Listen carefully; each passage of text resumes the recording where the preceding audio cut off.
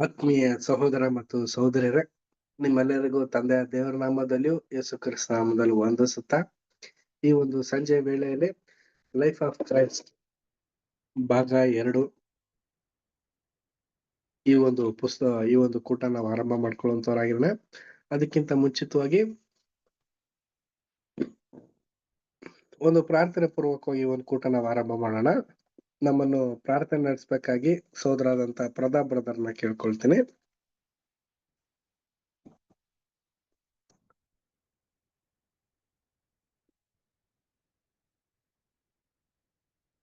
Hello, Pratap ಅಂಕಲ್ನಪ್ಪ ಹೇಳಿದ್ದು?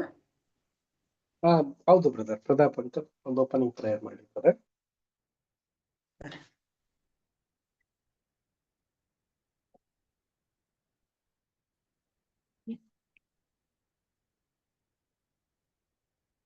ಪ್ರಾರ್ಥನೆ ಮಾಡೋಣ.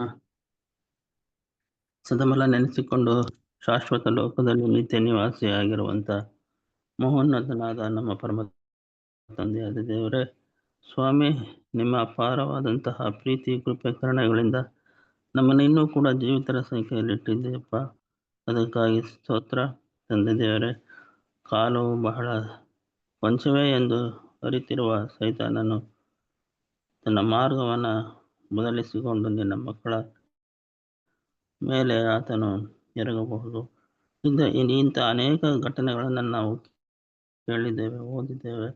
ಆದ ಕಾರಣ ಸ್ವಾಮಿ, ಏನೇ ಬಂದರೂ ಹೆದರದೆ ಅಂಜದೆ ಈ ಲೋಕದ ಯಾತ್ರೆಯಲ್ಲಿ ನಾವು ನಮ್ಮ ಕೈಲಾದ ಸೇವೆಯನ್ನು ಮಾಡಬೇಕೆಂದು ಬೇಡಿಕೊಳ್ಳುತ್ತೇವೆ. ತಂದೆ, ಈ ಒಂದು ಸಣ್ಣ ಪ್ರಾರ್ಥನೆಯನ್ನು ನಮ್ಮ ಒಬ್ಬನೇ ಮಗನು, ನಮ್ಮ ರಕ್ಷಕನು ಆದ ಯೇಸು ಕ್ರಿಸ್ತನ ಹೆಸರಿನಲ್ಲಿ ಬೇಡಿಕೊಳ್ಳುತ್ತೇವೆ ತಂದೆ. ಆಮೆನ್.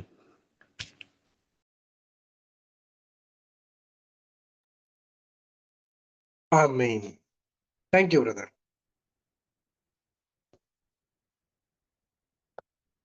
ಆತ್ಮೀಯ ಸಹೋದರ ಮತ್ತು ಸಹೋದರರೇ, ಮತ್ತೊಮ್ಮೆ ನಿಮ್ನೆಲ್ಲರನ್ನೂ ಈ ಒಂದು ಕೂಟಕ್ಕೆ ಸ್ವಾಗತಿಸ್ತಾ, ತಂದೆ ದೇವ್ರಿಗೂ ಮತ್ತೆ ಯೇಸು ಕ್ರಿಸ್ತರಿಗೂ ಮಹಿಮೆ ಉಂಟಾಗಲಿ. ಪ್ರಿಯ ಸಹೋದರ ಮತ್ತು ಸಹೋದರಿಯರೇ, ತಂದೆ ದೇವರ ಒಂದು ಮಹಾಕೃಪೆ, ಒಂದು ಕರುಣೆಯಿಂದ ನಮ್ಮನ್ನು ಬೆಳಗಿನಿಂದ ಸಂಜೆವರೆಗೂ ಕಾದು ಕಾಪಾಡಿ ಈ ಒಂದು ಅಲ್ಪ ಸಮಯದಲ್ಲಿ ದೇವರ ವಾಕ್ಯವನ್ನು ಕೇಳುವಂತ ಸುಮಧುರವಾದಂತ ಅವಕಾಶನ ತಂದೆ ದೇವರು ನಮ್ಗೆ ಏರ್ಪಾಟ್ ಮಾಡಿದ್ದಾರೆ. ತಂದೆ ದೇವರಿಗೆ ಮತ್ತೊಮ್ಮೆ ಮಹಿಮೆ ಉಂಟಾಗುವಂತಲ್ಲಿ ಈ ದಿನ ಲೈಫ್ ಆಫ್ ಕ್ರೈಸ್ಟ್ ಭಾಗ 2, ಕ್ರಿಸ್ತನ ಜೀವಿತ ಭಾಗ 2, ಕನ್ನಡದಲ್ಲಿ ಪೇಜ್ ನಂಬರ್ 82. ಇದನ್ನ ಓದಿ ಈ ದಿನದ ನಾವು ಸಾರಾಂಶನ ನಾವು ಅರ್ಥ ಮಾಡ್ಕೊಳ್ಳೋಣ.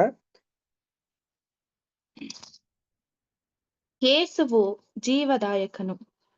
ನಮ್ಮ ಸುವರ್ಣ ಪಠ್ಯಭಾಗದ ವಾಕ್ಯವು ವಿಶೇಷವಾಗಿ ನಮ್ಮ ಕರ್ತನಿಗೆ ಮುಂದೆ ತನ್ನ 1000 ವರ್ಷದ ಆಳ್ವಿಕೆಯ ಆರಂಭದ ಕಾಲಕ್ಕೆ, ಅಂದರೆ ಆತನು ಮರಣವನ್ನು ನಿವೃತ್ತಿ ಮಾಡಿ ಮಾನವರನ್ನು ಅದರ ಅಧಿಕಾರದಿಂದ ಬಿಡಿಸಿ ಮೇಲೆತ್ತುವಾಗ, ಅಂದರೆ ಆ ಮಹಾ ಸೆರೆಮನೆಯಿಂದ ಬಿಡಿಸುವಾಗ ಮತ್ತು ಪರಿಪೂರ್ಣತೆಯಿಂದ ಬಿದ್ದು ಹೋದ ಸ್ಥಿತಿಯ ದೆಸೆಯಿಂದ ಬಂದ ಬಲಹೀನತೆಯಿಂದ ಮೇಲೆತ್ತುವ ಸಮಯಕ್ಕೆ ಅನ್ವಯವಾಗುವುದಾದರೂ ಕೆಲವು ಪ್ರಮಾಣದಲ್ಲಿ ಮೊದಲನೆಯ ಬರುವಿಕೆಯ ಕಾಲಕ್ಕೂ ಅನ್ವಯವಾಗುತ್ತದೆ. ನಮ್ಮ ಕರ್ತನ ಯಜ್ಞಾರ್ಪಣೆಯು ಆತನು ಕಲ್ವಾರಿಯಲ್ಲಿ ಸಾಯುವವರೆಗೂ ಪೂರ್ಣಗೊಳ್ಳಲಿಲ್ಲವೆಂಬುದು ಮತ್ತು ಆತನ ದೇಹದ ಅಂಗಾಂಗಗಳಾದವರ ಯಜ್ಞಾರ್ಪಣೆಯು ಶತಮಾನಗಳವರೆಗೂ ಪೂರ್ಣಗೊಳ್ಳುವುದಿಲ್ಲವೆಂಬುದು ನಿಜವೇ. ಆದರೆ ನಮ್ಮ ಕರ್ತನು ತನ್ನ 30ನೇ ವಯಸ್ಸಿನಲ್ಲಿ ತನ್ನ ಪ್ರಾಣವನ್ನು ಅರ್ಪಿಸುವುದು ಮುಂತಾದ ತನ್ನ ತಂದೆಯ ಚಿತ್ತವನ್ನು ನೆರವೇರಿಸಲು ತನ್ನನ್ನು ಸಂಪೂರ್ಣವಾಗಿ ಪ್ರತಿಷ್ಠಿಸಿಕೊಂಡಾಗ, ತಾನು ನೆರವೇರಿಸಲಿರುವ ದೇವರ ಆ ಯೋಜನೆಯಲ್ಲಿ ಮುಂದಿನ ಈ ಎಲ್ಲಾ ಲಕ್ಷಣಗಳು, ಅಂದರೆ ತನ್ನ ಯಜ್ಞಾರ್ಪಣೆಯನ್ನು ಮತ್ತು ತನ್ನ ದೇಹವಾದ ಸಭೆಯನ್ನು ಪೂರ್ಣಗೊಳಿಸುವುದು ಒಳಗೊಂಡಿತ್ತು ಎಂಬುದೇ. ಪ್ರಿಯ ಸಹೋದರ ಮತ್ತು ಸಹೋದರಿಯರೇ, ನಾವು ಈ ಒಂದು ದಿನ ಯೇಸು ಕ್ರಿಸ್ತನಲ್ಲಿರುವ ಪುನರುತ್ಥಾನ ಶಕ್ತಿ ಎಂಬ ಒಂದು ಪಾಠನ ನಾವು ನೋಡ್ತಾ ಇದ್ವಿ. ಇದು ರೀಪ್ರಿಂಟ್ ನಲ್ಲಿ 3754ನೇ ಒಂದು ಪೇಜ್ ನಲ್ಲಿ ಬರ್ದಿರುವಂತ ಒಂದು ಪಾಠ.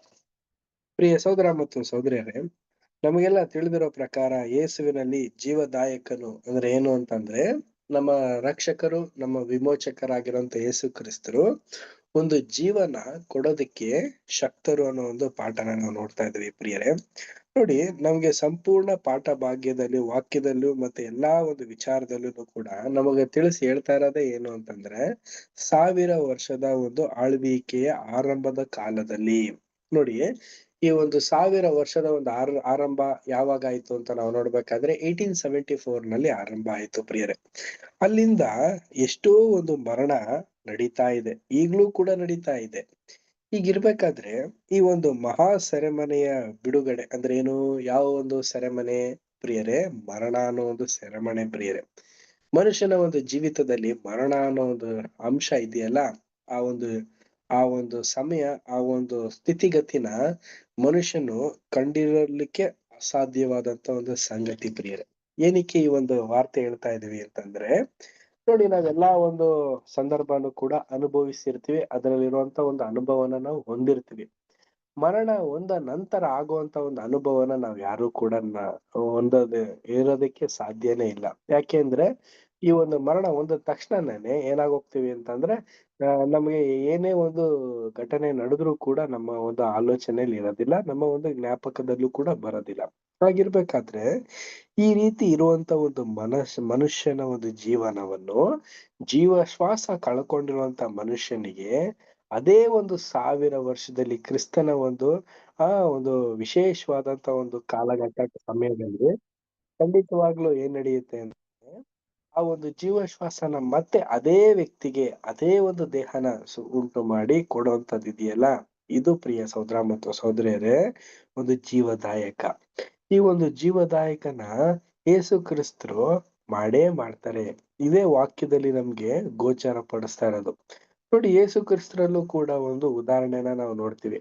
ಅವರು ಕೂಡ ಒಂದು 30ನೇ ಒಂದು ವಯಸ್ಸಿಗೆ ಬರೋವರೆಗೂ ಕೂಡ ಆ ಒಂದು ರ್ಯಾನ್ಸಮ್, ಒಂದು ವಿಮೋಚನೆ ಅನ್ನೋ ಒಂದು ಅಂಶ ಅವ್ರಿಗೆ ತಿಳಿದಿದ್ರು ಕೂಡ, ಆ ಒಂದು ವಯಸ್ಸು ಬರೋವರೆಗೂ ಕೂಡ ಯಾವ ರೀತಿ ಅವರು ಇದ್ರು ಅದೇ ಪ್ರಕಾರನೇ ಪ್ರಿಯರೇ ಮನುಷ್ಯನ ಒಂದು ಸಂತತಿ ಒಂದು ಹಂತ ಅನ್ನೋದಿದೆ. ಆ ಒಂದು ಹಂತ ಮೀರಿದ ನಂತರನೇ ಈ ಒಂದು ಪುನರುತ್ಥಾನ ಒಂದು ಪ್ರಾರಂಭ, ಮತ್ತೆ ಅದಕ್ಕೆ ಆದಂತ ಒಂದು ಅಂತ್ಯತೆ, ಆ ಒಂದು ಗುಣಲಕ್ಷಣಗಳು ನಡೆಯೋದಕ್ಕೆ ಸೂಕ್ತ ಸಮಯವಿರುತ್ತಂತೆ.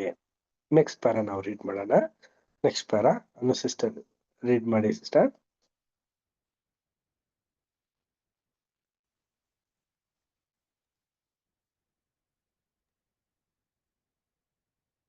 ಸಿಸ್ಟರ್ ನಿಮ್ದು ಮ್ಯೂಟ್ ಆಗಿದೆ. ತೆಗಿತಾ ಇದ್ದೀನಿ.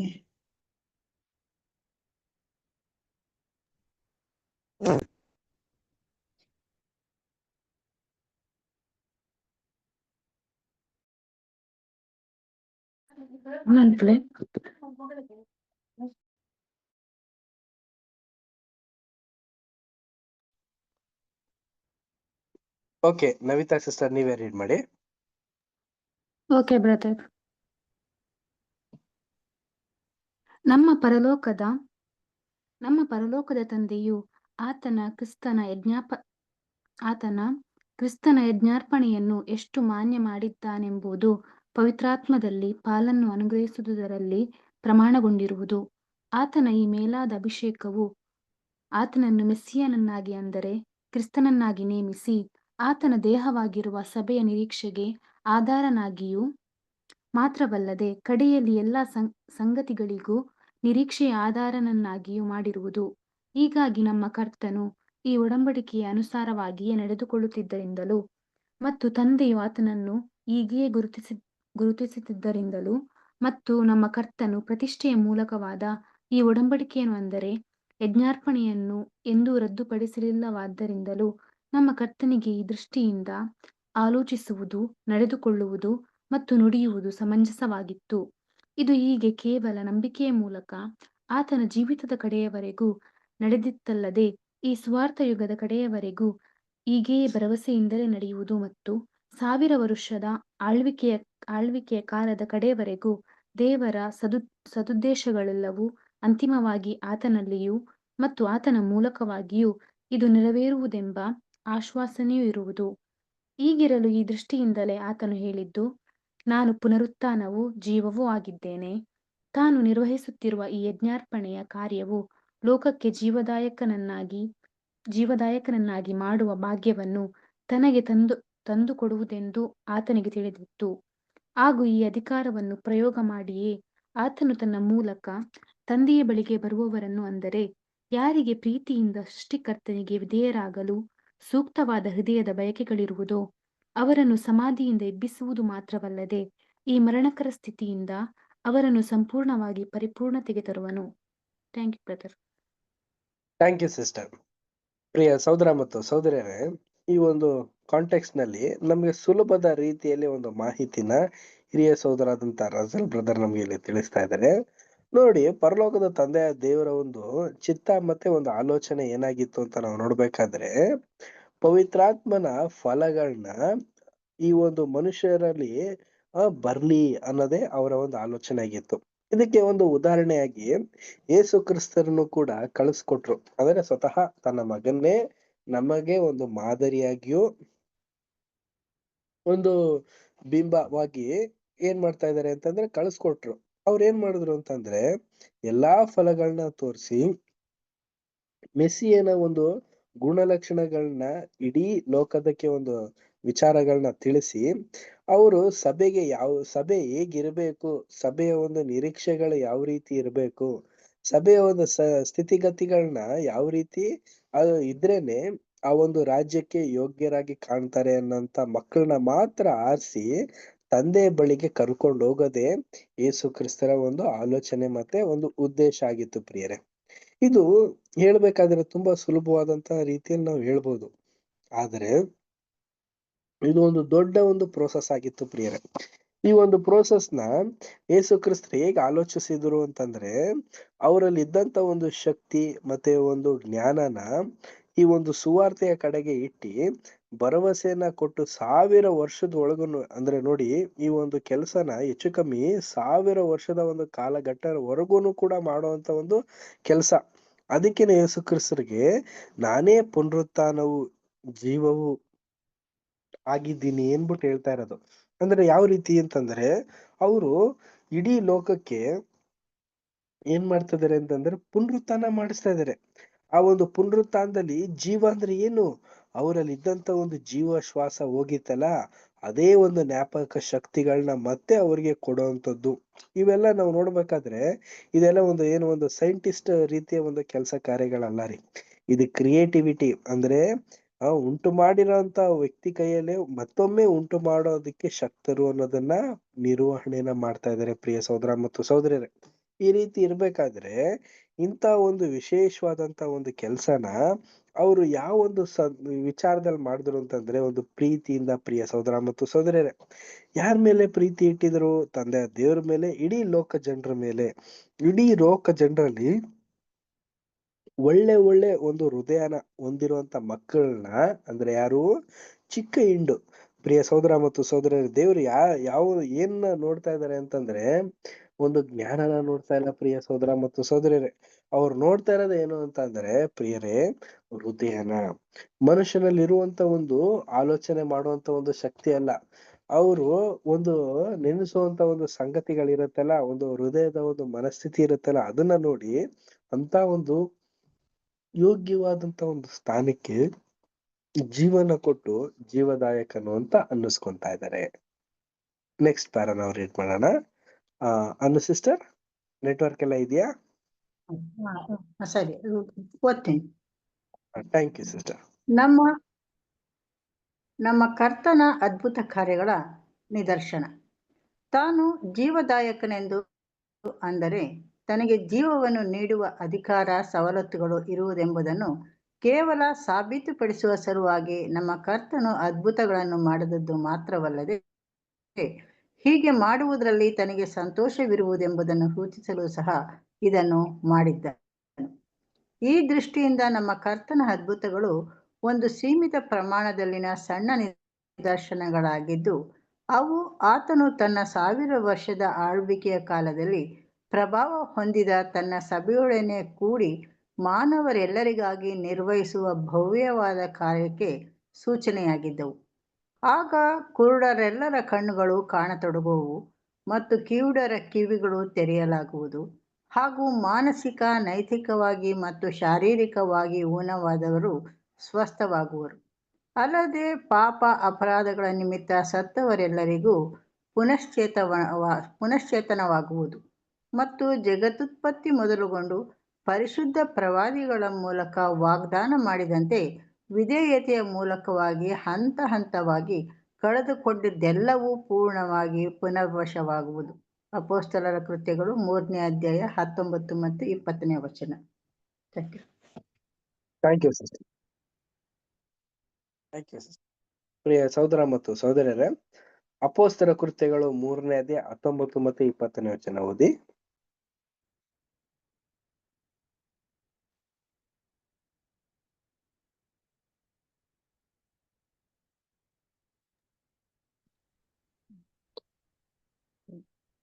ದೇವರು ನಿಮ್ಮ ಪಾಪಗಳನ್ನು 3:19 ಅಲ್ವಾ ಬ್ರದರ್? 3ನೇ ಅಧ್ಯಾಯ 19 ಮತ್ತೆ 20ನೇ ವಚನ. ಆದದ್ದರಿಂದ ದೇವರು ನಿಮ್ಮ ಪಾಪಗಳನ್ನು ಅಳಿಸಿ ಬಿಡುವ ಹಾಗೆ ನೀವು ಪಶ್ಚಾತ್ತಾಪ ಪಟ್ಟು ಆತನ ಕಡೆಗೆ ತಿರುಗಿಕೊಳ್ಳಿರಿ. ತಿರುಗಿದರೆ ದೇವರ ಸಾನ್ನಿಧ್ಯದಿಂದ ವಿಶ್ರಾಂತಿ ಕಾಲಗಳು ಒದಗಿ ಆತನು ನಿಮಗೆ ನೇಮಕವಾಗಿರುವ ಕ್ರಿಸ್ತನಾದ ಯೇಸುವನ್ನು ಕಳುಹಿಸಿಕೊಡುವನು. Thank you sister. ಪ್ರಿಯ ಸಹೋದರ ಮತ್ತು ಸಹೋದರಿಯರೇ, ಈ ಒಂದು ವಾಕ್ಯ ಇದೆಯಲ್ಲ, ಇದು ಒಂದು ರೀತಿಯ ಒಂದು ಪ್ರವಾದನೆ, ಒಂದು ವಾಕ್ಯನೇ ಪ್ರಿಯರೇ. ಯಾವುದಕ್ಕೆ ಅಂತಂದ್ರೆ ನಮ್ಮ ಕರ್ತನ ಅದ್ಭುತ ಕಾರ್ಯಗಳ ಒಂದು ನಿದರ್ಶನ. ಅಂದ್ರೆ ಏನು? ನಮ್ಮ ಯೇಸು ಕ್ರಿಸ್ತರು ಮಾಡಿದಂತ ಒಂದು ಅದ್ಭುತ ಕಾರ್ಯಗಳೆಲ್ಲ ಇದೆಯಲ್ಲ ಭೂಲೋಕದಲ್ಲಿ, ಒಂದು ಮನುಷ್ಯನಿಗೆ ಬೇಕಾಗಿರುವಂತ ಒಂದು ಮನಸ್ಥಿತಿ ಮತ್ತೆ ಆರೋಗ್ಯ, ಮತ್ತೆ ಅವನು ಕಳ್ಕೊಂಡಂತ ಒಂದು ಅಂಗಾಂಗಗಳನ್ನ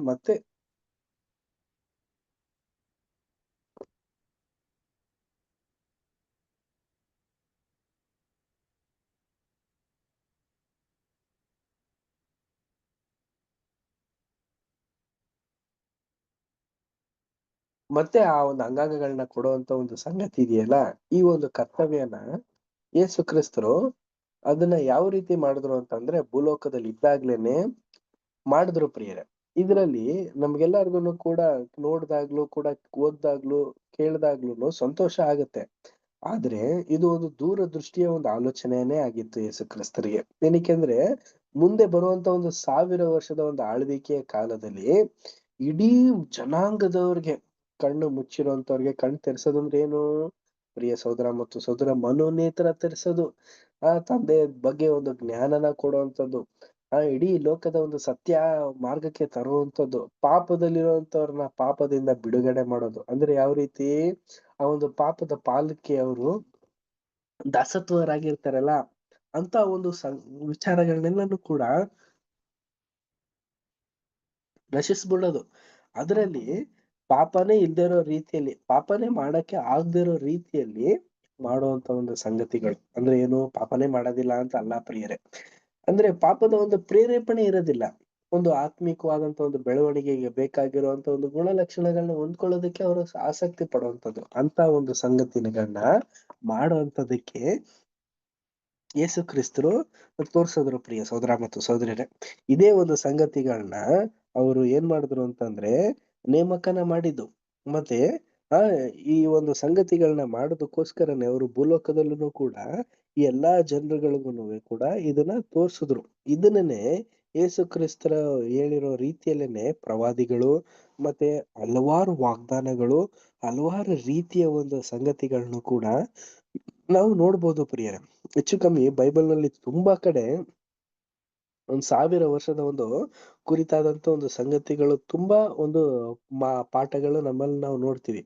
ಅದೇ ಪ್ರಕಾರನೇ ನಮಗೂ ಕೂಡ ಇಲ್ಲಿ ಏನ್ ಹೇಳ್ತಾ ಇದ್ದಾರೆ ಅಂದ್ರೆ ಯೇಸು ಕ್ರಿಸ್ತರು ತನ್ನ ಒಂದು 3.5 ವರ್ಷಗಳ ಒಂದು ಸೇವೆಯಲ್ಲಿ ಮಾಡಿರುವಂತ ಒಂದು ಸಂಗತಿಗಳನ್ನ ಪ್ರಬಲವಾಗಿ 1000 ವರ್ಷ ಮಾಡಿ ತೋರಿಸ್ತಾರಂತೆ. ಅಂದ್ರೆ 1000 ವರ್ಷದಲ್ಲಿ ಇಂಥ ಒಂದು ಕೆಲಸ ಕಾರ್ಯಗಳನ್ನ ಇನ್ನು ಹೇರಳವಾಗಿ, ಎಚ್ಚರವಾಗಿ ಮಾಡ್ತಾರೆ. ನೆಕ್ಸ್ಟ್ ನಾವು ನೋಡೋಣ, ನೆಕ್ಸ್ಟ್ ಪಾಯಿಂಟ್, ನೆಕ್ಸ್ಟ್ ಪಾಠ. ನಮ್ಮ ಹಿಂದಿನ ಪಾಠವು ಕರ್ತನ ಪ್ರಸಂಗವನ್ನು ಅನುಸರಿಸಿ ಹೋಗುವುದು. ಈ ವಿಷಯವನ್ನು ಹೀಗೆ ಸಿದ್ಧಪಡಿಸುವಾಗ ಮತ್ತಾಯ ಮತ್ತು ಲೂಕರ ಮನಸ್ಸುಗಳಲ್ಲಿದ್ದ ಸ್ಪಷ್ಟವಾದ ಆಲೋಚನೆ ಏನೆಂದರೆ, ಪರ್ವತದ ಮೇಲೆ ಈ ಅದ್ಭುತವಾದ ಪ್ರಸಂಗವನ್ನು ಮಾಡಿದಾತನಿಗೆ ಅದ್ಭುತಗಳನ್ನು ಮಾಡುವ ಶಕ್ತಿಯು ಇರುವುದೆಂಬುದನ್ನು ಪ್ರಮಾಣೀಕರಿಸಿ ತೋರಿಸುವುದಾಗಿತ್ತು. ಆತನು ಗಲಿಲಾಯ ಸಮುದ್ರದ ತೀರದಲ್ಲಿರುವ ಪೇತ್ರ ಮತ್ತು ಇತರರು ವಾಸವಾಗಿದ್ದ ಮತ್ತು ಈಗ ತಾನು ವಾಸವಾಗಿದ್ದ ಪಟ್ಟಣವಾದ ಕಪೆರ್ನೌಮಿಗೆ ಹಿಂದಿರುಗಿದನು. ನಜರೇತಿನಲ್ಲಿ ಆತನು ಧಿಕ್ಕರಿಸಲ್ಪಟ್ಟು ತಿರಸ್ಕಾರ ಹೊಂದಿದ್ದರಿಂದ ಆತನು ಆಗ ಕಪೆರ್ನೌಮ್ ಪಟ್ಟಣವನ್ನು ತನ್ನ ವಾಸಸ್ಥಾನವಾಗಿ ಮಾಡಿಕೊಂಡಿದ್ದನು. ಕಪೆರ್ನೌಮಿನಲ್ಲಿ ಹಿಂದಿನ ಒಂದು ಸಂದರ್ಭದಲ್ಲಿ ಹಲವರನ್ನು ಗುಣಪಡಿಸಿದ್ದನ್ನು ನಾವು ಸ್ಮರಿಸುವವರಾಗಿರುವೆವು. ಆತನ ಕೀರ್ತಿಯು ಎಲ್ಲಾ ವರ್ಗದ ಜನರಿಗೆ ಹರಡಿತೆಂಬುದಕ್ಕೆ ಸಂಶಯ ಪಡಲು ಸಾಧ್ಯವಿಲ್ಲ. ರೋಮಾಯರ ಸಿಪಾಯಿಗಳ ಮುಖ್ಯಸ್ಥನಾದ ಒಬ್ಬ ಶತಾಧಿಪತಿಯು ತನ್ನ ಸೈನಿಕರ ಗುಂಪಿನ ಸಮೇತವಾಗಿ ಅಲ್ಲಿ ವಾಸವಾಗಿದ್ದನು. ತನಗೆ ಅತಿ ಮುಖ್ಯವಾಗಿದ್ದ ಒಬ್ಬ ಸೇವಕನು ಅಸ್ವಸ್ಥನಾಗಿ ಬಿದ್ದುಕೊಂಡಿರಲು ಆತನನ್ನು ಯೇಸುವಿನಿಂದ ಗುಣಪಡಿಸಿಕೊಳ್ಳಲು ಆ ಶತಾಧಿಪತಿಯು ಉತ್ಸುಕನಾಗಿದ್ದನು. ಆತನು ಒಬ್ಬ ದೀನ ಮನಸ್ಸಿನವನೆಂಬುದನ್ನು ಮತ್ತು ಪೂರ್ಣವಾಗಿ ನಂಬಿಕೆಯುಳ್ಳವನೂ ದಯೆಯುಳ್ಳವನೂ ಆಗಿದ್ದಾನೆಂಬುದು ವಿವರಣೆಯು ಸ್ಪಷ್ಟವಾಗಿ ತೋರಿಸಿರುವುದು. ನಿಜವಾಗಿಯೂ ನಮಗೆ ನೆನಪಿರುವಂತೆ ಹೊಸ ಒಡಂಬಡಿಕೆಯ ಗ್ರಂಥದಲ್ಲಿ ತಿಳಿಸಿರುವ ಎಲ್ಲಾ 3 ಶತಾಧಿಪತಿಗಳು ಭಯಭಕ್ತಿಯುಳ್ಳವರೆಂಬುದು ವ್ಯಕ್ತವಾಗಿತ್ತು. ಅವರುಗಳು ಯಾರೆಂದರೆ, ಈ ಶತಾಧಿಪತಿ ಯೇಸುವಿಗೆ ಮರಣವನ್ನು ವಿಧಿಸಿ ಅನಂತರದಲ್ಲಿ ನಿಜವಾಗಿಯೂ ಈ ಮನುಷ್ಯನು ದೇವರ ಮಗನಾಗಿದ್ದನು ಎಂದು ಪ್ರಕಟಿಸಿದವನು ಮತ್ತು ಅನ್ಯಜನರೊಳಗಿಂದ ಮೊದಲು ಮತಾಂತರಗೊಂಡ ಕೊರ್ನೇಲನು. ಮತ್ತಾಯ 27:54, ಅಪೊಸ್ತಲ ಕೃತ್ಯಗಳು 10:1. Thank you. ಇಲ್ಲಿ ಪ್ರಿಯ ಸಹೋದರ ಮತ್ತು ಸಹೋದರಿಯರೇ, ಹಲವಾರು ಮಂದಿನ ರೆಪ್ರೆಸೆಂಟ್ ಮಾಡ್ತಾ ಇದ್ದಾರೆ. ಅಂದ್ರೆ ಯಾವ ರೀತಿ ಹೇಳ್ತಾ ಇದ್ದಾರೆ ನೋಡಿ. ನಾವು ಹಿಂದಿನ ಒಂದು ಪಾಠದಲ್ಲೂ ಕೂಡ ನಾವು ನೋಡ್ಬೇಕಾದ್ರೆ ಯೇಸು ಕ್ರಿಸ್ತರು ಏನ್ ಮಾಡಿದ್ರು ಅಂತಂದ್ರೆ ಎಲ್ಲಾ ಕಡೆಯಲ್ಲೂ ಕೂಡ ಪರ್ವತ ಪ್ರಸಂಗಗಳನ್ನ ಮಾಡಿದ್ರು.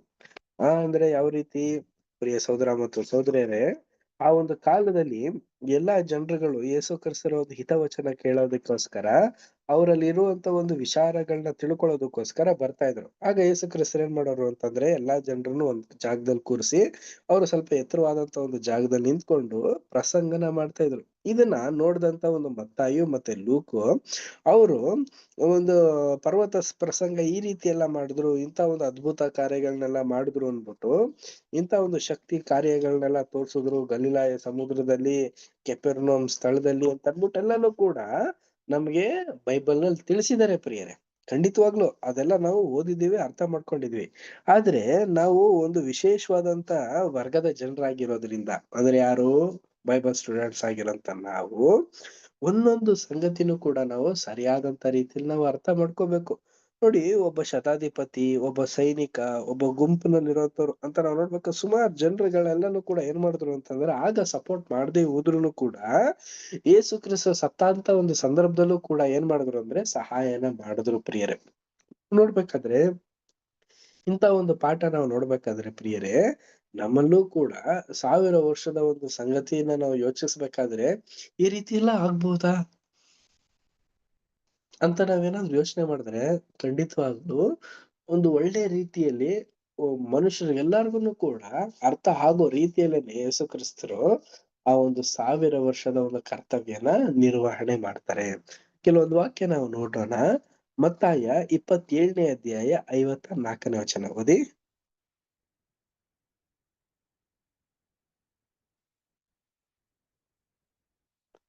ಮತ್ತಾಯ 27ನೇ ಅಧ್ಯಾಯ 54ನೇ ವಚನ.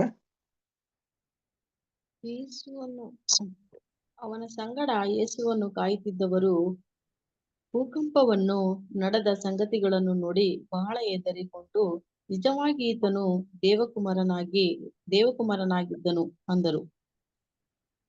Thank you sister. ನೋಡಿ ಪ್ರಿಯ ಸಹೋದರ ಮತ್ತು ಸಹೋದರಿಯರೇ, ಅಲ್ಲಿದ್ದಂತ ಸ್ವಲ್ಪ ಜನರು ಏನ್ ಮಾಡಿದ್ರು ಅಂದ್ರೆ ಯೇಸು ಕ್ರಿಸ್ತನ ತುಂಬಾ ಚಿತ್ರಹಿಂಸೆ ಕೊಟ್ರು, ತುಂಬಾ ಟಾರ್ಚರ್ನ ಕೊಟ್ರು. ಅಂತ ವ್ಯಕ್ತಿಗಳು ಏನ್ ಮಾಡ್ತಾರೆ ಅಂತಂದ್ರೆ ಯೇಸು ಕ್ರಿಸ್ತನ ಒಂದು ಮರಣದ ಸಂದರ್ಭದವರೆಗೂ ಅಲ್ಲೇ ಇರ್ತಾರೆ. ಆ ಮರಣ ಒಂದಾದ ನಂತರ ಪ್ರಕೃತಿಯ ಒಂದು ವಿಕೋಪಗಳನ್ನ ನೋಡಿ, ಅಲ್ಲಾದಂತ ಒಂದು ಬದಲಾವಣೆಗಳನ್ನ ಅವ್ರನ್ನ ನೋಡಿ ಅವ್ರಿಗೆ ಒಂದ್ ಒಳ್ಳೆ ಮನಸ್ಥಿತಿ ಬರುತ್ತೆ. ಯಾವ ರೀತಿ, ಇವ್ರು ನಿಜವಾಗ್ಲೂ ದೇವರ ಮಗನೇ, ಇವ್ರು ಇಡೀ ಲೋಕಕ್ಕೆ ಒಂದು ರಕ್ಷಣೆಗಾಗಿ ಬಂದಂತ ಒಬ್ಬ ಮೆಸ್ಸಿಯ ಅಂತ ಅನ್ಬಿಟ್ಟು ಅರಿಕೆ ಮಾಡೋದನ್ನ ನಾವು ನೋಡ್ತೀವಿ. ಅಪೊಸ್ತಲ ಕೃತ್ಯಗಳು 10ನೇ ಅಧ್ಯಾಯ 1ನೇ ವಚನ ಓದಿ.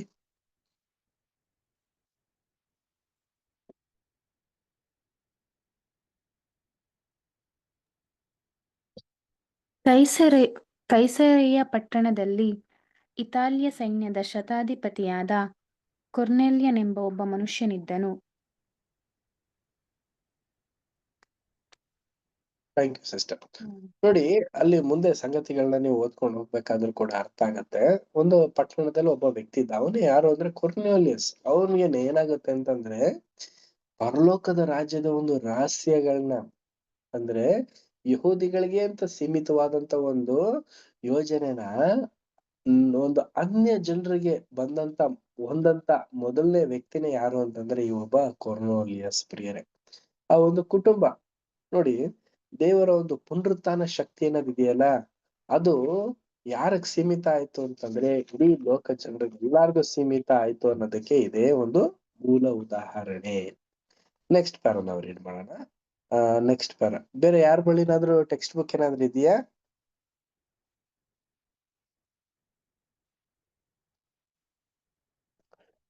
ರಾಣಿ ಸಿಸ್ಟರ್, ನಿಮ್ಮ ಹತ್ರ ಟೆಕ್ಸ್ಟ್ ಬುಕ್ ಇದೆಯಾ?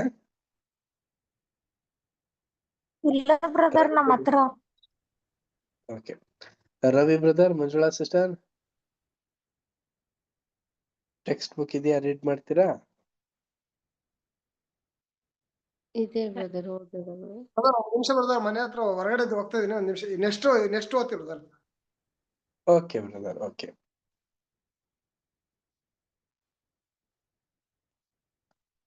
Next para Anu sister read ಮಾಡಿ ಸಿಸ್ಟರ್. Next para. ಓಕೆ. ಘನವಂತನಾದ ಶತಾಧಿಪತಿ. ನಮ್ಮ ಪಾಠದಲ್ಲಿನ ಶತಾಧಿಪತಿಯು ವಿವೇಕಿಯು ಮತ್ತು ದೀನನು ಎರಡೂ ಆಗಿದ್ದನು. ಒಬ್ಬ ಅನ್ಯಜಾತಿಯವನಾಗಿ ತನಗೆ ಈ ಯಹೂದ್ಯ ಪ್ರವಾದಿಯ ಮೇಲೆ ಯಾವ ವಿಶೇಷವಾದ ಹಕ್ಕು ಇರುವುದಿಲ್ಲವೆಂದು ಮತ್ತು ಈತನು ಮಾಡುತ್ತಿರುವ ಕಾರ್ಯಗಳು ಇಸ್ರಾಯೇಲರಿಗಾಗಿ ಎಂಬುದನ್ನು ಆತನು ಗ್ರಹಿಸಿಕೊಂಡಿದ್ದನು. ಆದುದರಿಂದ ಅವನು ತನ್ನ ಆಳಿಗೆ ಗುಣಪಡಿಸಲು ತನ್ನ ಪರವಾಗಿ ಯೇಸುವನ್ನು ವಿನಂತಿಸಲು ಆ ಊರಿನ ಕೆಲವು ಹಿರಿಯರ ಸಹಕಾರವನ್ನು ಪಡಕೊಂಡನು.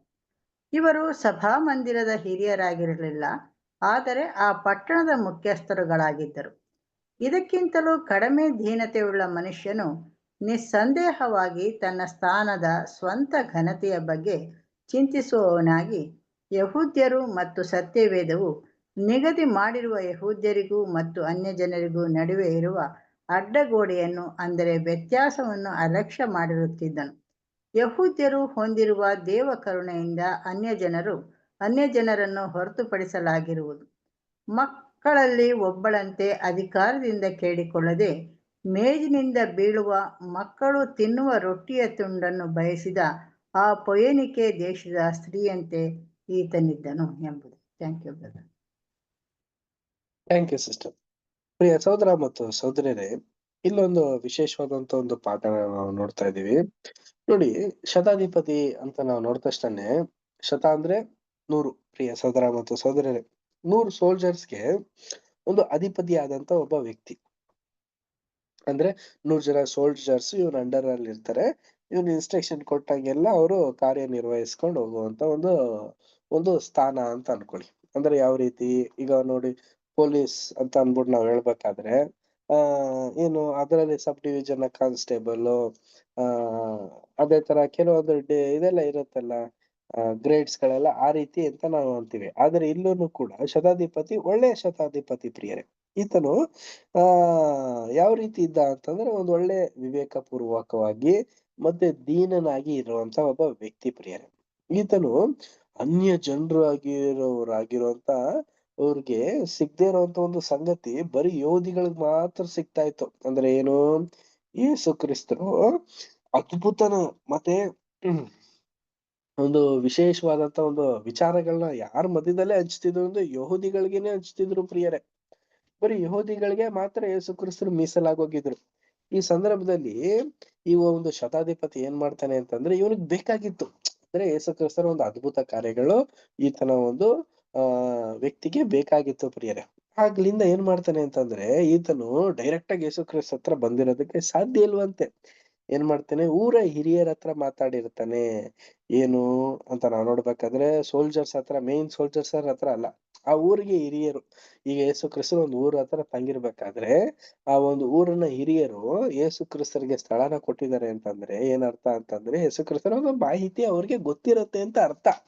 ಈ ರೀತಿ ಇರ್ಬೇಕಾದ್ರೆ ಪ್ರಿಯ ಸಹೋದರ ಮತ್ತು ಸಹೋದರಿಯರೇ, ಅವ್ರೇನ್ ಮಾಡ್ತಾರೆ ಅಂತಂದ್ರೆ ಆ ಒಂದು ಈ ಊರ ಹಿರಿಯರ ಹತ್ರ ಬಂದ್ಬಿಟ್ಟು ಕೇಳ್ಕೊಂತಾರೆ, ನೋಡಿ ನಮ್ಗೆ ಒಂದು ಅವಕಾಶನ ಕೊಡಿ, ನಾವು ಏನ್ ಮಾಡ್ಬೇಕು ಅನ್ಕೊಂಡಿದೀವಿ ಅಂತಂದ್ರೆ ಯೇಸು ಕ್ರಿಸ್ತನ ಸಂಸಿ ಅವ್ರ ಮುಖಾಂತರ ನನ್ನ ಒಂದು ಸೇವಕನಿಗೆ ಒಂದು ಗುಣನ ಹೊಂದ್ಕೋಬೇಕು, ಗುಣ ಹೊಂದ್ಸೋದಕ್ಕೆ ಒಂದು ವ್ಯವಸ್ಥೆನ ಮಾಡ್ಕೊಡಿ ಅನ್ನೋ ರೀತಿಯಲ್ಲಿ ಕೇಳ್ತಾ ಇದಾರೆ. ಅಂದ್ರೆ ಏನು, ಅಧಿಕಾರಿ ನಾನು, ನನಗೆ ಅಧಿಕಾರದಿಂದ ನಾನು ಕೇಳ್ಕೊತಾ ಇದೀನಿ, ನೀನ್ ಮಾಡಪ್ಪ ಅಂತ ಅನ್ಬಿಟ್ಟು ಯೇಸು ಕ್ರಿಸ್ತರ ಹತ್ರ ಮತ್ತೆ ಆಗ್ಲಿ ಊರ ಹಿರಿಯರ ಹತ್ರ ಡಿಮ್ಯಾಂಡೇ ಮಾಡಕ್ತಲ್ಲ ಈ ಶತಾಧಿಪತಿ.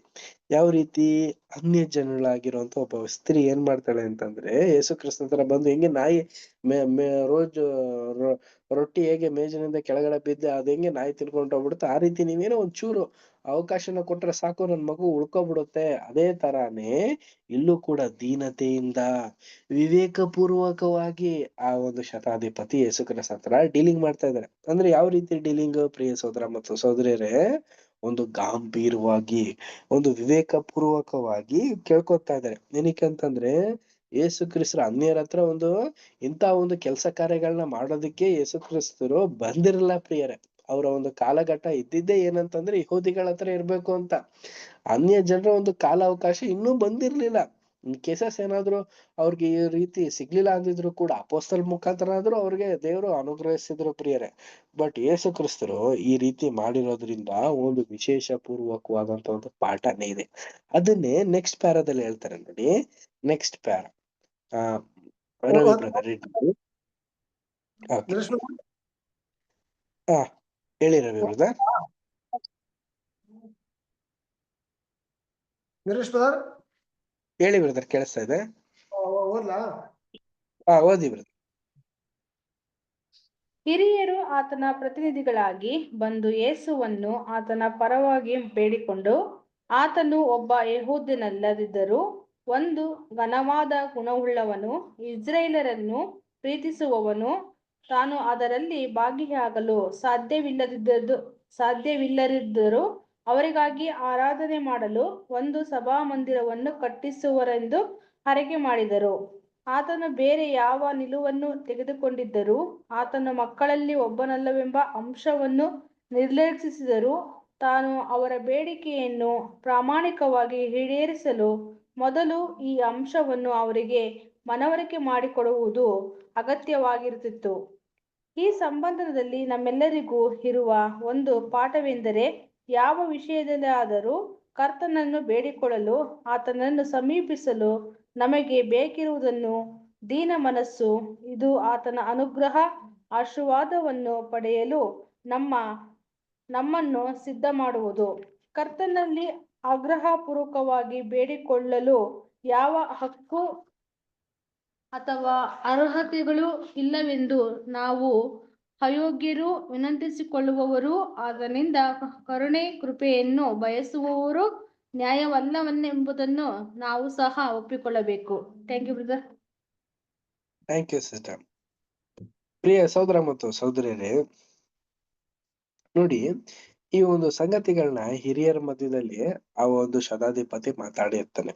ಮತ್ತೆ ಆ ಹಿರಿಯರೆಲ್ಲರೂ ಕೂಡ ಏನ್ ಮಾಡಿರ್ತಾರೆ ಅಂತಂದ್ರೆ ಈ ಒಂದು ಶತಾಧಿಪತಿನ ಯೇಸು ಕ್ರಿಸ್ತ ಹತ್ರ ಇಂಟ್ರೊಡ್ಯೂಸ್ ಮಾಡ್ತಾ ಇದಾರೆ. ಯಾವ ರೀತಿ ನೋಡಿ, ಒಬ್ಬ ಶತಾಧಿಪತಿ ಅಂತ ಇದ್ದಾನೆ, ಯೇಸು ಸ್ವಾಮಿ ಹತ್ರ ಹೇಳ್ತಾ ಇರ್ತಾರೆ, ನೋಡಿ ಈ ತರ ಒಬ್ಬ ಶತಾಧಿಪತಿ ಅಂತ ಇದ್ದಾರೆ, ಇವರು ತುಂಬಾ ಒಳ್ಳೆಯವರು, ದೀನತೆ ಉಳ್ಳವರು, ಯಹೂದಿಗಳನ್ನ ತುಂಬಾ ಪ್ರೀತಿ ಮಾಡುವಂತವ್ರು, ಒಂದು ಆಲಯದ ಒಂದು ಸಂದರ್ಭದಲ್ಲೂ ಕೂಡ ತುಂಬಾ ಸಹಾಯ ಮಾಡಿರುವಂತ ವ್ಯಕ್ತಿ.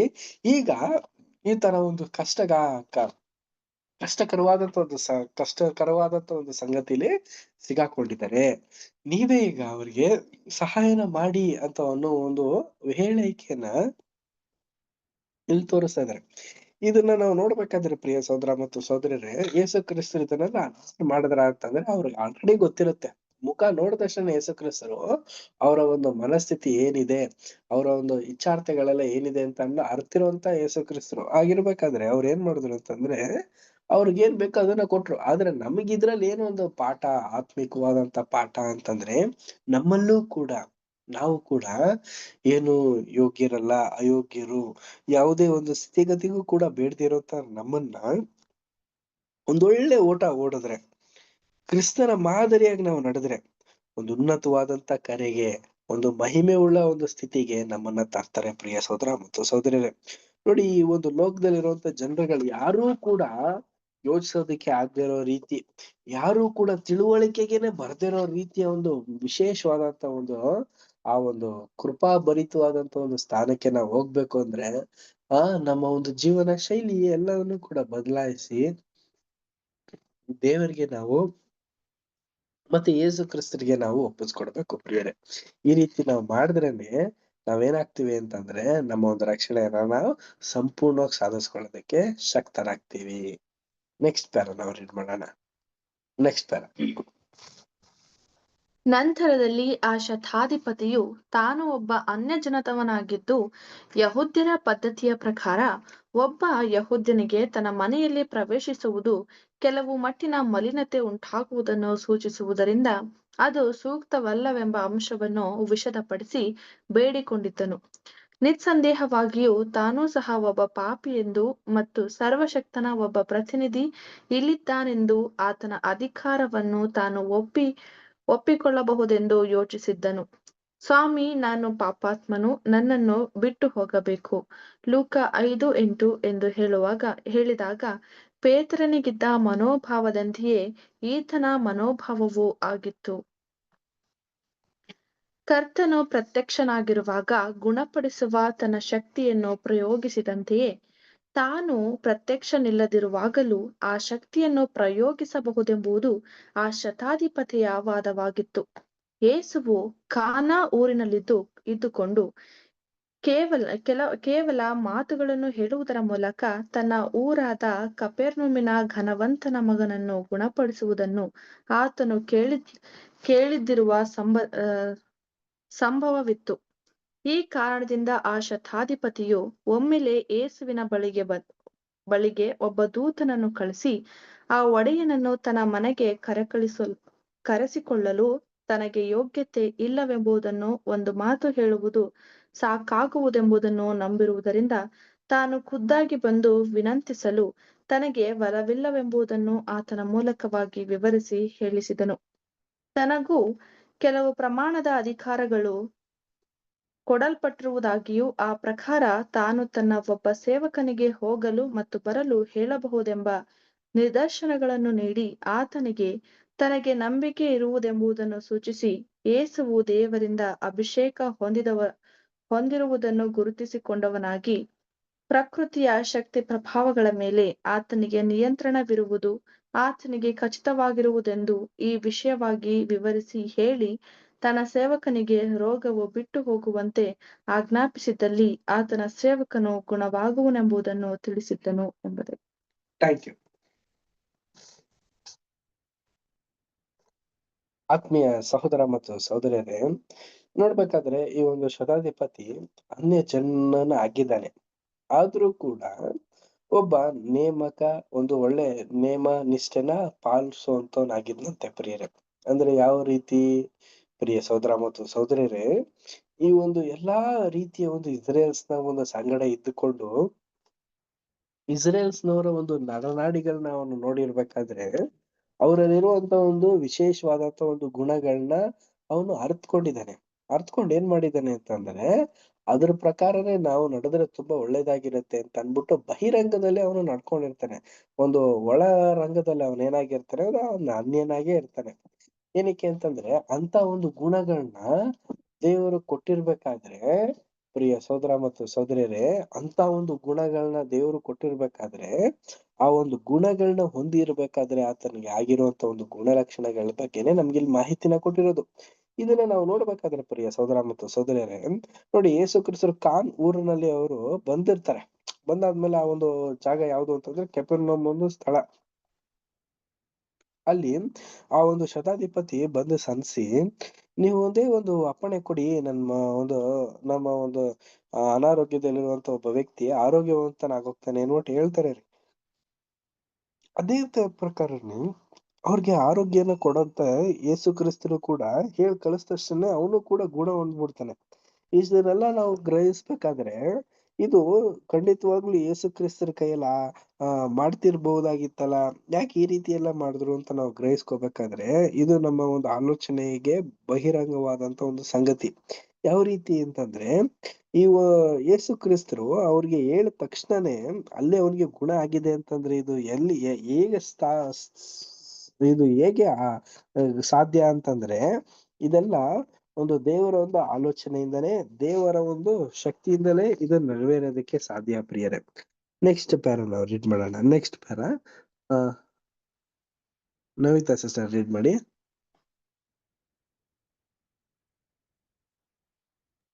Okay brother.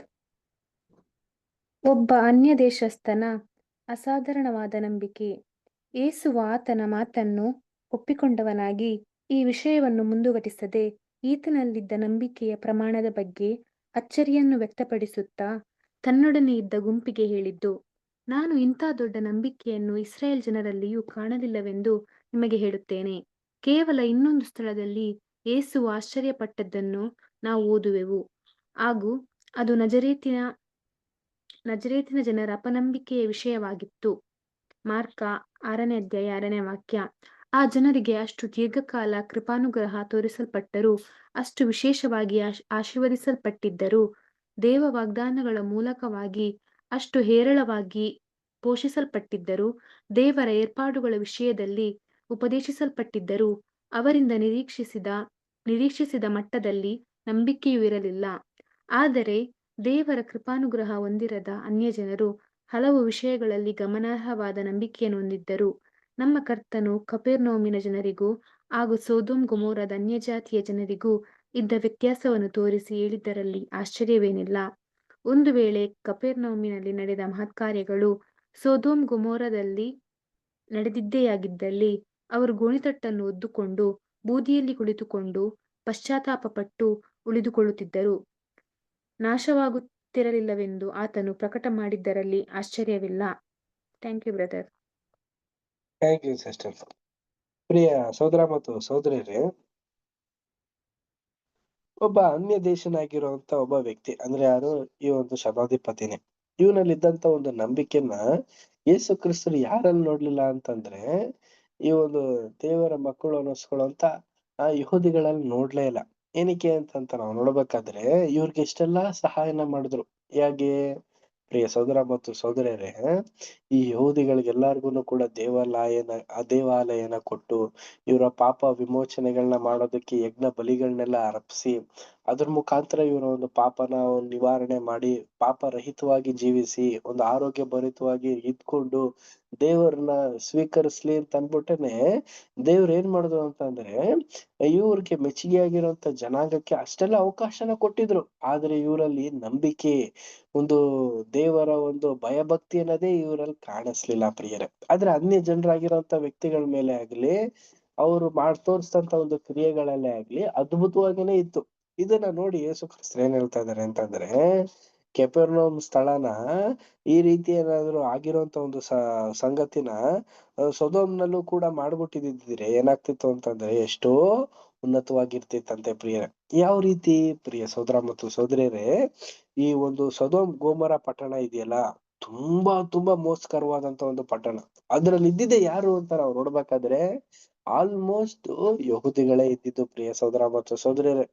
ಈ ಯಹೂದಿಗಳೆಲ್ಲ ಏನ್ ಮಾಡಿದ್ರು ಅಂತಂದ್ರೆ ತುಂಬಾ ತಪ್ಪಾದಂತ ಒಂದು ಕರ್ತವ್ಯಗಳನ್ನ ಮಾಡ್ತಾ ಇರೋದ್ರಿಂದ ಏನಾಗೋದ್ರು ಅಂದ್ರೆ ನಾಶನಕ್ಕೆ ಒಳಗಾಗೋದ್ರು. ಅದೇ ಕೆಪೆರ್ನೌಮ್ ಅಲ್ಲಿರುವಂತ ಒಂದು ಜನರಲ್ಲಿ ಅತಿ ಹೆಚ್ಚು ಅನ್ಯರೇ ಇದ್ದಿದ್ದು. ಆದ್ರೆ ಅನ್ಯರ ನೋಡಿ ಆ ಒಂದು ಭಯಭಕ್ತಿನ ತೋರ್ಸಿದ್ದು, ಆ ಒಂದು ದೇವರ ಒಂದು ಮುಂದೆ ನಡ್ಕೊಂಡಿರಂತ ಒಂದು ಘಟನೆಗಳನ್ನೆಲ್ಲ ನೋಡಿ ಈ ರೀತಿ ಅವ್ರು ಇರ್ಲಿಲ್ವಲ್ಲ ಅನ್ಬಿಟ್ಟು ಯೇಸು ಕ್ರಿಸ್ತರು ಹೇಳ್ತಾ ಇರೋದು ಪ್ರಿಯರೇ. ನೆಕ್ಸ್ಟ್ ಪ್ಯಾರ ನಾವು ರೀಡ್ ಮಾಡೋಣ. Next para Anu sister read ಮಾಡಿ. ಓಕೆ. 1000 ವರ್ಷದ ಆಳ್ವಿಕೆಯ ಕಾಲದಲ್ಲಿ ಕೃಪಾ ದಯಾಪೂರ್ಣವಾದ ಅವಕಾಶಗಳನ್ನು ದೇವರ ಯೋಜನೆಯಲ್ಲಿ ಅನ್ಯ ಜನರೆಲ್ಲರಿಗೂ, ಹೌದು ಯಹೂದ್ಯರೆಲ್ಲರಿಗೂ ನೀಡುವುದು ದೇವರ ಯೋಜನೆ ಎಂಬುದನ್ನು ಸತ್ಯವೇದವು ನಮಗೆ ಆಶ್ವಾಸನೆ ನೀಡಿರುವುದು ನಮಗೆ ಎಷ್ಟೋ ಸಂತೋಷ. ಅಲ್ಲಿ ಅವರನ್ನು ಪಾಪ ಮರಣಗಳಿಂದ ಮೇಲೆತ್ತಿ ಆದಾಮನ ಪಾಪದ ದೆಸೆಯಿಂದ ಕಳೆದುಕೊಂಡಿದ್ದನ್ನು ವಿಧೇಯರಾಗುವುದರ ಮೂಲಕ ಕ್ರಿಸ್ತನ ಅಮೂಲ್ಯ ರಕ್ತದಿಂದ ವಿಮೋಚಿಸಲಾದ ಜೀವವನ್ನು ಅವರಿಗೆ ಪುನರ್ವಶ ಮಾಡಲಾಗುವುದು. ಇದೇ ರೀತಿಯಲ್ಲಿ ಕೆಲವು ವೇಳೆ ಈಗಿನ ಕಾಲದ ಧಾರ್ಮಿಕ ವಿಷಯಗಳಲ್ಲಿ ಪ್ರಮುಖರಾದವರು ಕರ್ತನ ಮೇಲೆ ಮತ್ತು ಆತನ ಪರೋಪಕಾರ ಗುಣ, ಆತನ ಶಕ್ತಿ, ಆತನ ಜ್ಞಾನ ಮತ್ತು ಆತನಲ್ಲಿದ್ದ ಪ್ರೀತಿ ಇವುಗಳ ಮೇಲೆ ಲೋಕದಲ್ಲಿರುವ ಕೆಲವರಿಗಿಂತಲೂ ಕಡಿಮೆ ನಂಬಿಕೆ ಉಳ್ಳವರಾಗಿರುವುದು ಕಂಡುಬಂದಾಗ ನಾವು ಆಶ್ಚರ್ಯಪಡಬೇಕಾಗಿಲ್ಲ.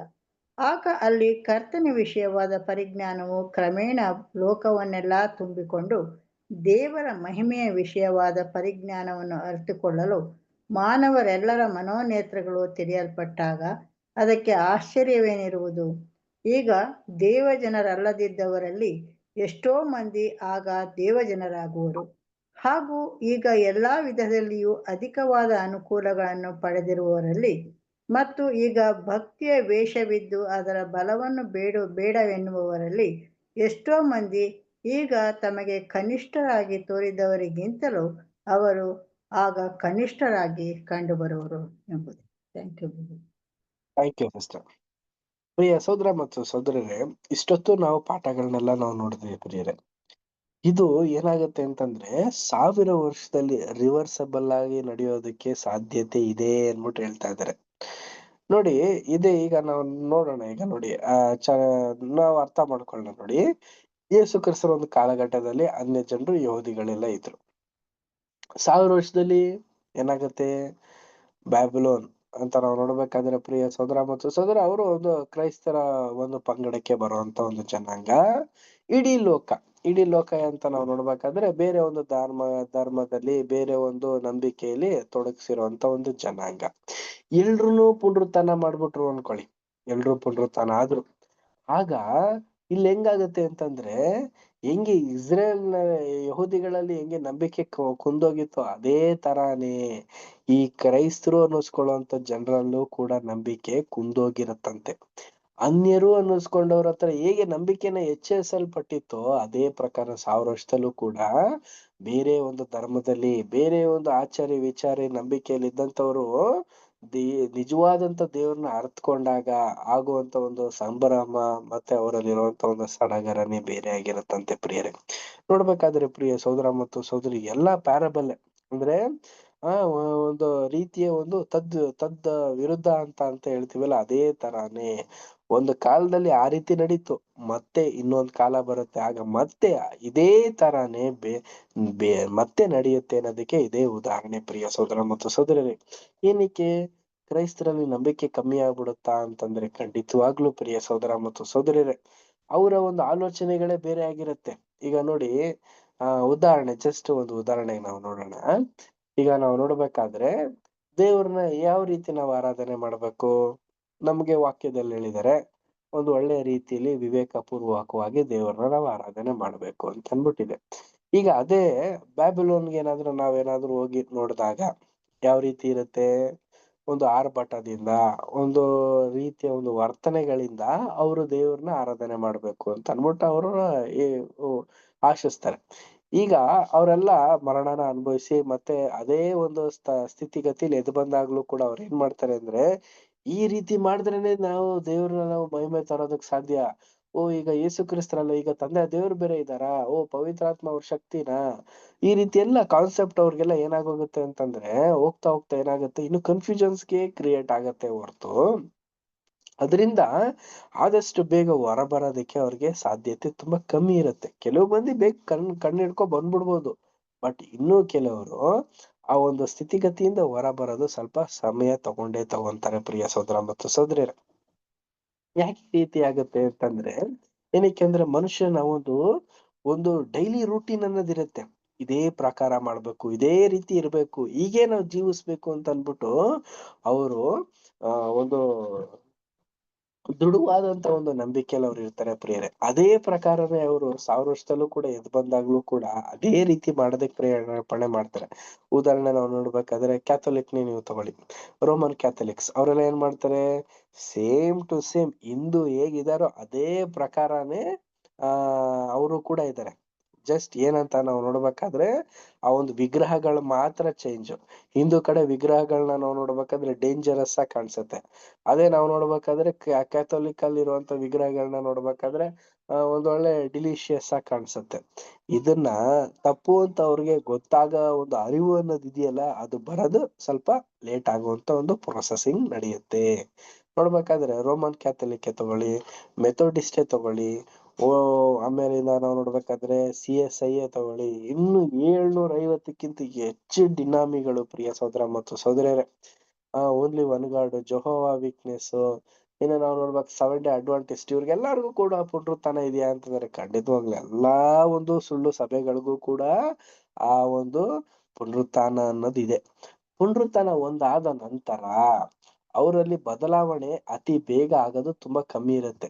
ಅದೇ ಅನ್ಯರು ಅನ್ನಿಸ್ಕೊಂಡಿರುವಂತ ಅನ್ಯ ಧರ್ಮದಲ್ಲಿರುವಂತವ್ರು ಎಲ್ರು ಕೂಡ ತಕ್ಷಣ ಅವ್ರು ಏನಾಗೋಗ್ತಾರೆ ಅಂತಂದ್ರೆ, ಸತ್ಯನ ಸಿಕ್ಕ ತಕ್ಷಣನೇ ಅದನ್ನ ಅನುಸರಿಸಿ ನಡೆಯುವಂತ ಒಂದು ಸಾಧ್ಯತೆ ಇರುತ್ತೆ. ಮತ್ತೆ ಆ ಒಂದು 1000 ವರ್ಷದ ಒಂದು ತೀರ್ಪಿನ ಕಾಲದವರೆಗೂ ಕೂಡ ಅವ್ರ ನಂಬಿಕೆನ ತೋರಿಸಿ ಮುಂದೆ ಬರುವಂತ ಯುಗದಲ್ಲೂ ಕೂಡ ಅವರು ನಂಬಿಕಸ್ಥರಾಗಿರೋದಕ್ಕೆ ಸಾಧ್ಯತೆ ಇರುತ್ತಂತೆ. ಬಟ್ ಇಲ್ಲಿ ಒಂದು ನಮ್ಮ ಒಂದು ಕ್ರೈಸ್ತರದೇನೆ ಒಂದು ಸ್ವಲ್ಪ ಹಿಂದೆ ಮುಂದೆ ಆಗುವಂತ ಒಂದು ಸಂಗತಿಗಳು ನಡೆಯೋದು ಸೂಕ್ತಕವಾಗಿರುತ್ತೆ. ಏನಕ್ಕೆ ಅಂತ ನಾವು ನೋಡ್ಬೇಕಾದ್ರೆ ಪ್ರಿಯರೇ, ಯೇಸು ಕ್ರಿಸ್ತರು ಏನು ತಕ್ಷಣ ಏನು ಮ್ಯಾಜಿಕ್ ಎಲ್ಲ ಮಾಡೋದಕ್ಕೆ ಹೋಗೋದಿಲ್ಲ. ಏನು ಆ 1000 ವರ್ಷದಲ್ಲೂ ಕೂಡ ಏನ್ ಮಾಡ್ಬಿಡ್ತಾರೆ, ಏನ್ ತಕ್ಷಣ ಹಿಂಗೆ ಚಿಟಿಕೆ ಹೊಡೆದ ತಕ್ಷಣ ಒಂದು ಈ ಒಂದು ರೆವಲ್ಯೂಷನ್ ಮಾಡೋದಕ್ಕೆಲ್ಲ ಹೋಗೋದಿಲ್ಲ. ಏನಕ್ಕೆ ಅಂದ್ರೆ ಆ ರೀತಿ ಮಾಡಂಗಿದ್ದಿದ್ರೆ ಅವ್ರು ಆದಿಲೇ ಮಾಡ್ಬಿಡ್ತಾ ಇದ್ರು. ಸೂರ್ಯ ಚಂದ್ರ ನಕ್ಷತ್ರ ಗಣಗಳನ್ನೆಲ್ಲ ಉಂಟು ಮಾಡೋದಕ್ಕೇನೆ ಅವ್ರು ಏನ್ ಮಾಡಿದ್ರು, ಹೆಚ್ಚು ಕಮ್ಮಿ 7,000 ವರ್ಷ 7,000 ವರ್ಷ ತಗೊಂಡು 42,000 ವರ್ಷಗಳವರೆಗೂ ತಗೊಂಡು ಬಂದು ನಮಗೆ 7,000 ವರ್ಷ ಮಾತ್ರ ನಮ್ ಕೈಗೆ ಕೊಟ್ಟಿರೋದು ಪ್ರಿಯ ಸಹೋದರ ಮತ್ತು ಸಹೋದರರೇ. ಆಗಿರ್ಬೇಕಾದ್ರೆ ಆ ಒಂದು 1000 ವರ್ಷ ಕಾಲದಲ್ಲೂ ಕೂಡ ಇದೇ ರೀತಿ ಒಂದು ಚಮತ್ಕಾರಗಳೆಲ್ಲ ಆಗೋದಕ್ಕೆ ಸಾಧ್ಯ ಇರೋದಿಲ್ಲ. ಅದೆಲ್ಲನೂ ಕೂಡ ಏನಾಗಿರುತ್ತೆ ಅಂತಂದ್ರೆ ಮನುಷ್ಯನ ಒಂದು ಆಲೋಚನೆ ಮತ್ತೆ ಮನುಷ್ಯನಲ್ಲಿರುವಂತ ಒಂದು ಬದಲಾವಣೆಯಿಂದಲೇ ಈ ಒಂದು ಕರ್ತವ್ಯಗಳಾಗೋದಕ್ಕೆ ಸಾಧ್ಯ. ಸೊ ಇಲ್ಲಿಗೆ ನಾವು ಇವತ್ತಿನ ಒಂದು ಪಾಠ ನಾವು ನಿಲ್ಲಿಸುವಂತವರಾಗಿರೋಣ. ದೇವರ ಒಂದು ಚಿತ್ತವಿದ್ದಲ್ಲಿ ಮುಂದಿನ ವಾರದಲ್ಲೂ ಕೂಡ ಈ ಒಂದು ಸ್ಟಡೀಸ್ ನಾವು ಕಂಟಿನ್ಯೂ ಮಾಡ್ಕೊಂಡು ಹೋಗೋಣ. ದೇವರ ವಾಕ್ಯಗಳನ್ನ ಆಶೀರ್ವದಿಸಲಿ. ಕೊನೆಯದಾಗಿ ಒಂದು ಪ್ರಾರ್ಥನೆ ಮಾಡಿ ಈ ಒಂದು ಕೂಟ ನಾವು ಅಂತ್ಯ ಮಾಡೋಣ. ಕೊನೆಯ ಪ್ರಾರ್ಥನೆಯನ್ನ ಸೋದರಾದಂತ ಬಸವರಾಜ್ ಬ್ರದರ್ ಮಾಡ್ಬೇಕಾಗಿ ಕೇಳ್ಕೊಳ್ತೀನಿ.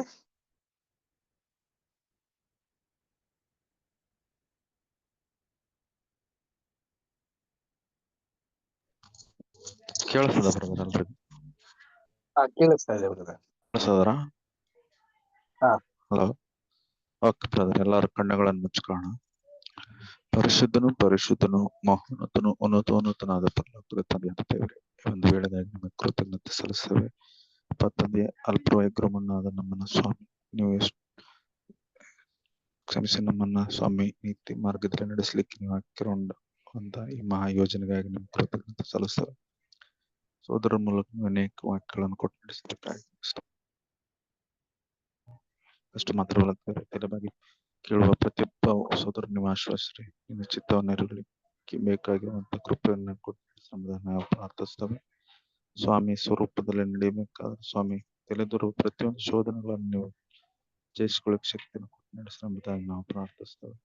ಇವರಿಗೆ ಬೇಡಿದ್ರೆ ಎಲ್ಲ ವಿಷಯಗಳನ್ನ ನಮ್ಮ ರಕ್ಷಕ ಉಡಿಯುವನಾದ ಪ್ರಭು ಯೇಸುವಿನ ಹೆಸರಿನಲ್ಲಿ ಪ್ರಾರ್ಥಿಸಿ ಬೇಡಿ ಬಂದಿದ್ದೆ ನಮ್ಮ ಸ್ವರ್ಗೀಯ ತಂದೆ. ಥ್ಯಾಂಕ್ ಬ್ರದರ್, ಎಲ್ರಿಗೂ ನಮಸ್ಕಾರ. Thank you brother. Sir good night ಎಲ್ಲ ಬ್ರದರ್ಸ್ ಅಂಡ್ ಸಿಸ್ಟರ್ಸ್. ಎಲ್ಲ ಬ್ರದರ್ಸ್ ಅಂಡ್ ಸಿಸ್ಟರ್ಸ್ಗೆ ನಮಸ್ತೆ. ನಮಸ್ತೆ ನಮಸ್ತೆ. ಎಲ್ಲ ಬ್ರದರ್ಸ್ ಸಿಸ್ಟರ್ ನಮಸ್ತೆ. ಎಲ್ಲ ಬ್ರದರ್ಸ್ ಸಿಸ್ಟರ್ಸ್ ನಮಸ್ತೆ. ಗುಡ್ ನೈಟ್ ಎಲ್ಲರಿಗೂ. ನವಿತಾ ಸಿಸ್ಟರ್ ನಮಸ್ತೆ. ಶಾಂತಮ್ಮ ಸಿಸ್ಟರ್ ನಮಸ್ತೆ. ಮಂಜಮ್ಮ ಸಿಸ್ಟರ್ ನಮಸ್ತೆ. ನಮಸ್ತೆ ಎಲ್ಲ ಬ್ರದರ್ಸ್ ಅಂಡ್ ಸಿಸ್ಟರ್ಸ್ ನಮಸ್ತೆ. ಮಂಜುಳಾ ಸಿಸ್ಟರ್ ನಮಸ್ತೆ. ಸೀಮಾ ಸಿಸ್ಟರ್ ನಮಸ್ತೆ. ಶ್ವೇತಾ ಸಿಸ್ಟರ್ ನಮಸ್ತೆ.